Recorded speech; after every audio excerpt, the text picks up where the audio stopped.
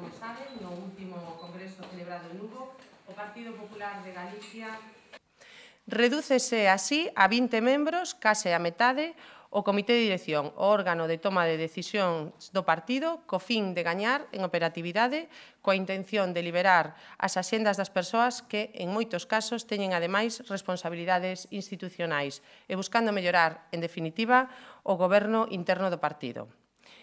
Este cambio poderás apreciar xa na vindeira cita do Comité de Dirección, que aínda está sen concretar e que será a primeira desta nova etapa xurdida do Congreso de Lugo fai 10 días.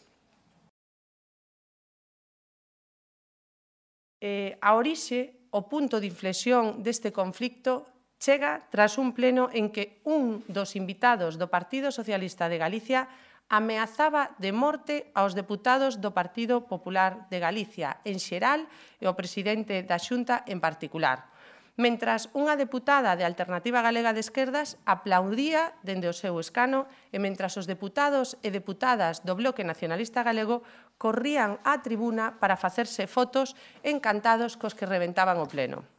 Aquela frase escoitada ali de "o miño baixará manchado de sangue" levounos á reflexión e pensamos que tamén levaría a reflexión ao resto dos grupos. Bueno, eu non coñezo ningún precedente xeoal no político do Partido Popular de Galicia. Entendarei que o proceso de adaptación ao cargo como está prevista no regulamento, como incluso a suspensión temporal. No día de hoxe, antes de poñerme a súa disposición para falar. Buenos días a todos e a todas.